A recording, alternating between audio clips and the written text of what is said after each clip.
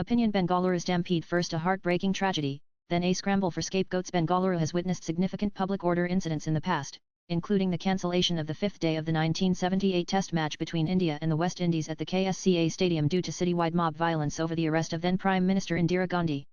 However, the stampede on June 4 was distinct in that it was not a public order situation. The unfortunate event occurred outside the stadium gates. A notable difference is the emergence of the IPL franchise cricket in the last 18 years, which has grown immensely.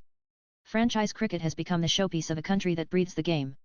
For instance, the BCCI's income for 202,324 was approximately Rs 9,743 crores, with the IPL contributing Rs 5,761 crores. 59% RCB, the most popular franchise, boasts an Instagram following of 21 million and an estimated value of 110 million. Despite its popularity, RCB has not secured an IPL title in the past 17 years, leading to heightened excitement among fans. Their narrow victory in the finals on June 3, 2025, was a moment of immense pride. Genesis of the tragedy. The tragedy's roots trace back to a unilateral tweet by an RCB official at 7 a.m. on June 4, announcing a parade and celebration at the KSCA Stadium. This announcement led fans to congregate at the stadium, while discussions ensued among the Chief Minister, Deputy CM, Home Minister, and police officials regarding the event. The Commissioner of Police, citing exhaustion from the previous night's duties, expressed concerns about managing the event. Despite these concerns, RCB management bypassed the Commissioner and communicated directly with the influential Deputy CM. As a result, no formal approval was obtained, and a massive crowd gathered at the stadium, overwhelming its 30,000 capacity. Government's role in the CELEBRATIO and the involvement of government officials in felicitating a commercial franchise raises questions.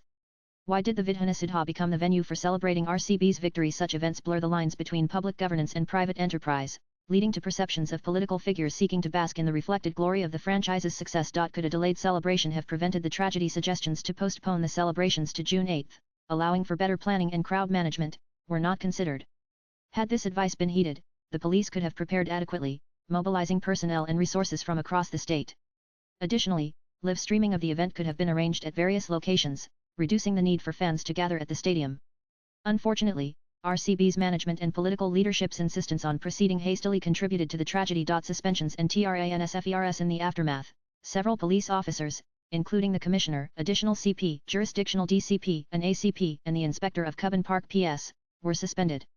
These actions appear to be a desperate attempt to shift blame without a preliminary inquiry to establish prima facie guilt. The suspensions were based on subjective judgments, undermining due process and demoralizing the police force. Cover up allegations to deflect criticism and public anger, the government scapegoated the Commissioner and other officers. Despite the Chief Minister's involvement in the event's planning and the lack of formal approval, the focus shifted to lower-ranking officials.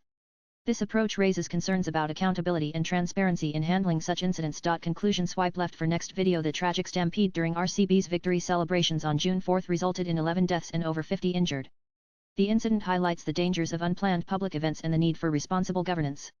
The subsequent scapegoating of police officers further exposes the darker side of political maneuvering and the erosion of institutional integrity. The author is a cricket buff and former Director General Inspector General of Police. Views expressed in the above piece are personal and solely that of the author. They do not necessarily reflect NEWS18's views. Latest blogs.